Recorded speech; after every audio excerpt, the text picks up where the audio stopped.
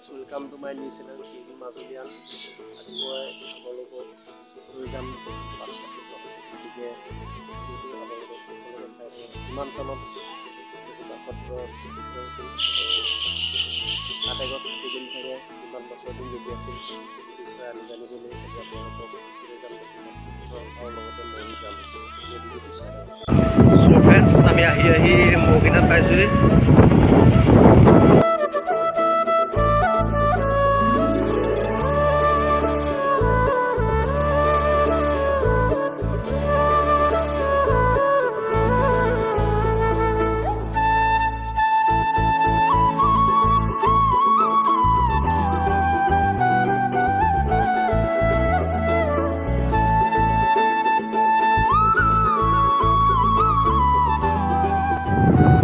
আমি এতিয়া কমলাবাৰী পাইছোঁহি আৰু অকণমান কমলাবাৰী পাম কমলাবাৰী এইফালে আপোনাৰ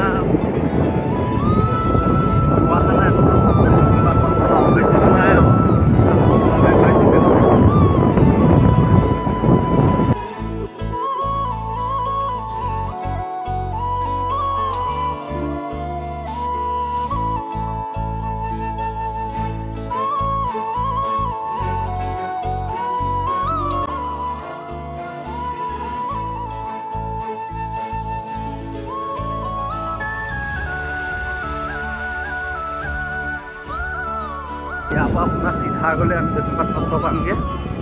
আপোনালোকে ভিডিঅ'টো শেষলৈকে চাই থাকক আৰু অলপ দূৰ গ'লে দক্ষিণপাট সত্ৰ পাম।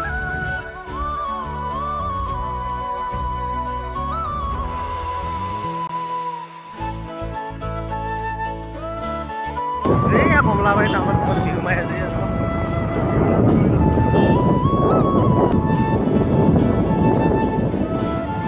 এইটো আমি যে ডিপুত আমি ইয়াতে তেল অলপ ভৰাই লওঁ, যিহেতু দক্ষিণপাট সত্ৰত যাম তেল শেষ হ'ব পাৰে। তেল ভাবি জানি যদি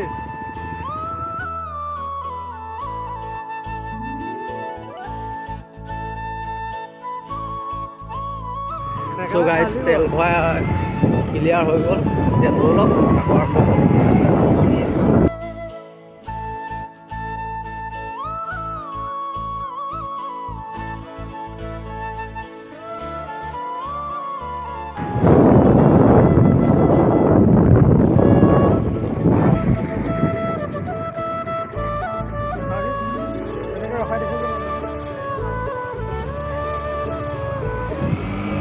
গাইজ অকণমান মিষ্টেকৰ কাৰণে এতিয়া ডাঙৰ এক্সিডেণ্ট হ'ল মানে ভাল আমাৰ ৰাইডাৰটো ভাল কাৰণে আমি এক্সিডেণ্ট হোৱা বাচিছোঁ।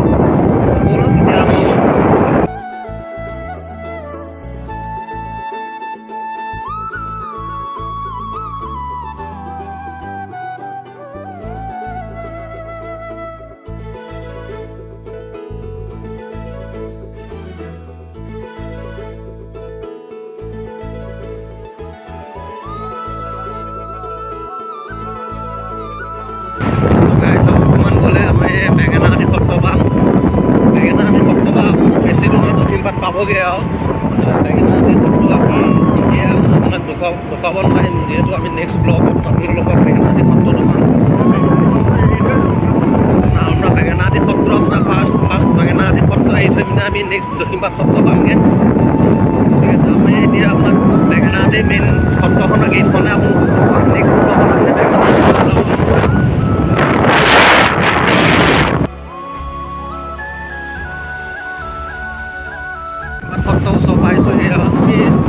ৰাস্তা গ'লে আমি আৰু এটা ৰাস্তা আছে, সেইটো ৰাস্তা গ'লে আপোনাৰ দক্ষিণপাট অলপ দূৰ হয়, গতিকে আমি শ্বৰ্টকাট ৰাস্তা দি আহিলোঁ।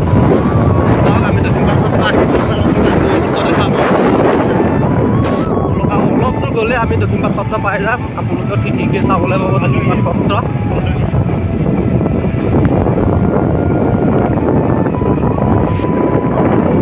আমি দক্ষিণপাট সত্ৰ যাম, পাই গ'লোহি। দক্ষিণপাট সত্ৰ পাই গ'লেহি। এইটো চাগে এইখনে হ'ল দক্ষিণপাট সত্ৰৰ মেইন গেটখন। এইফালে আমি সোমাই গৈ আগত আমি কিছুমান ভাল ভাল বস্তু আপোনালোকে শিকাবলৈ চাম পাৰোঁ। গতিকে আপোনালোকে ভিডিঅ'টো শেষলৈকে চাই যাওক। নতুনকৈ এটা বিচাৰি বনাই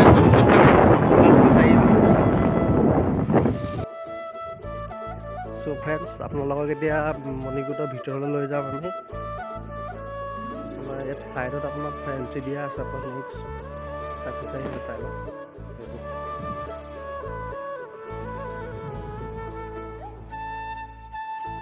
চ' গাইজ আপোনালোকক এতিয়া আমি মণিকূটৰ ভিতৰলৈ লৈ যাম। মণিকূটৰ ভিতৰলৈ নিয়া আগতে মই কেইটামান আপোনালোকক মানে দৃশ্য দেখাম কেৱলক। চ' এইটো এটা আপোনালোকক ফাৰ্ষ্ট আহি আমি মণিকূটত নোপোৱাৰ আগত আপোনাৰ এইটো ঘৰ পাই, এইটো কি বিভিন্ন ধৰণৰ মূৰ্তি আছে। এতিয়া আপোনাৰ এইটো পাৰ্মিশ্যন ল'বলৈ ইয়াত মানুহ নাই, গতিকে আপুনি চাই লওক। আপোনালোকক এইটো হ'লে কিবা কাটি নাম কীৰ্তন কিবা আপোনালোকৰ ৰাস্তা হ'লে ইয়াতে গোটেই চাকি জ্বলোৱা হয়। আপোনালোকৰ ভিতৰতে কিছুমান মূৰ্তি আছে, চাই লওক।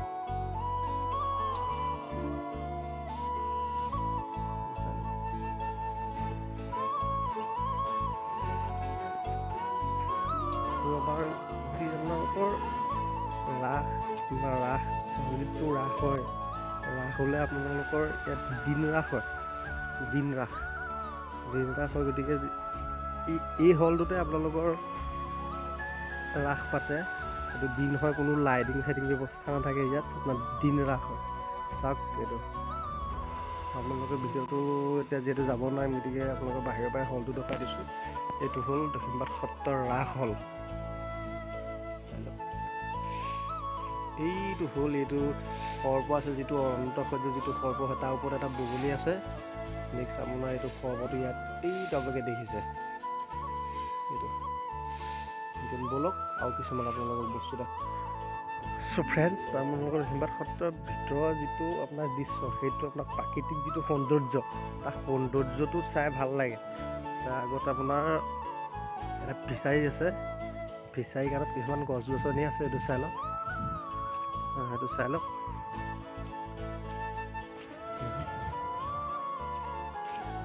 নেক্সট আমি মণিকূটটো আপোনালোকক এতিয়া আমি দক্ষিণপাট সত্ৰৰ মণিকূটটো দেখুৱাব নোৱাৰিম, যিহেতু মই বাহিৰে অলপ দেখুৱাই দিছোঁ।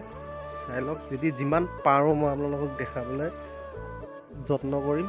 আপোনাৰ এইটো হ'ল দক্ষিণপাট সত্ৰৰ নামঘৰ, আমাৰ ভিতৰখন এইটো হ'ল।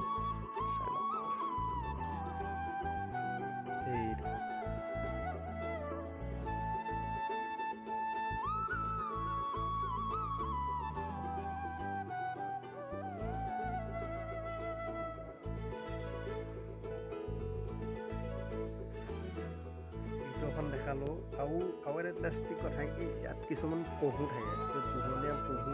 দক্ষিণপাট সত্ৰৰ আমাৰ গুৰুসকলে ইয়াত কিছুমান পহু ৰাখিছে, হৰিণ ৰাখিছে।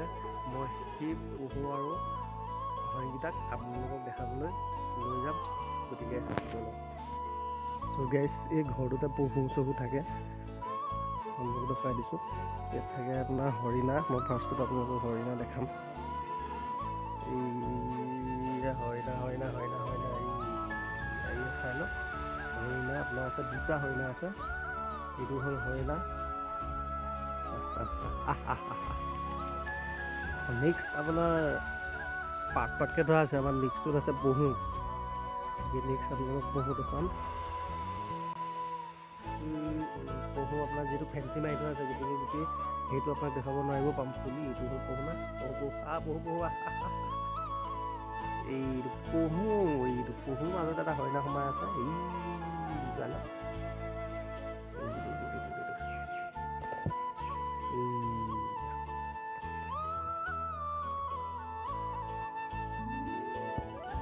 পহু আপোনাৰ হৰিণা দেখিলে আমি নেক্সট আমি দেখাম গোসাঁইসকলক থকা ঘৰবোৰ। ইয়াত মানে সত্ৰতে লাগি আছে, আমাৰ মন্দিৰটো বেক চাইডে নহয়, বেক চাইডে লাগি আছে আপোনাৰ গোসাঁইসকলক। এয়া হ'ল আপোনাৰ চব এই চাইডত যে ঘৰবোৰ দেখিছে, এইবোৰ হ'ল গোসাঁইসকল থকা ঘৰ।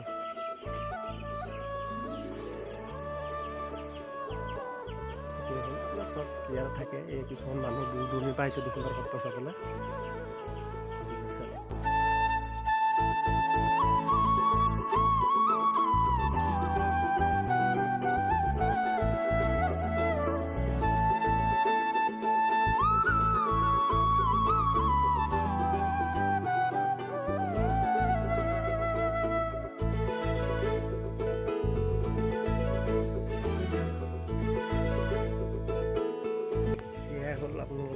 ইয়াত তলত থকা আপোনাৰ ঘৰ আমাৰ ইয়াতে লাগি আছে। আমি ঘৰ আমি ইয়াৰে আমি প্ৰভু ঈশ্বৰক আমি সুধিম মাতটোত কিবা কয়।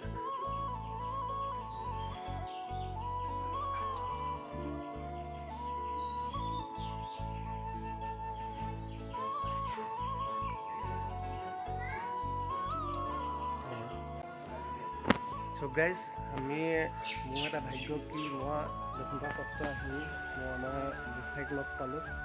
গতিকে গোসাঁইৰ পৰা আমি কিছুমান নজনা কথা আমি জানি লওঁ। চ' গাইজ আমাৰ ইয়াতে আমাৰ গোসাঁই থাকে, আমাৰ দক্ষিণপাট সত্ৰ সত্ৰাধিকাৰ এখনতে থাকে। চ' গাইজ আমি এতিয়া আমাৰ সত্ৰাধিকাৰজনৰ লগত আমি অকণমান কথা পাতিম। প্ৰভু, আমাৰ দক্ষিণপাট সত্ৰখন মানে কি কাৰণে স্থাপিত হ'ল, মানে কেনেকৈ স্থাপিত হ'ল তাৰ অকণমান কৈ দিলেই হ'ব। হয়, 1654 খ্ৰীষ্টাব্দত আহোম ৰজা জয়ধ্বজ সিংহৰ সৌজন্যত বনমালীদেৱে দক্ষিণপাট সত্ৰ প্ৰতিষ্ঠা কৰিছিল। দামোদৰীয়া পৰম্পৰাৰ ব্ৰহ্মসংগতি সত্ৰ, উদাসীন পৰম্পৰাত আহোম ৰজা জয়ধ্বজ সিংহই এটা পুখুৰী খান্দিছিল শিৱসাগৰত, যি পুখুৰীটোৰ পানী ওলোৱা নাছিল।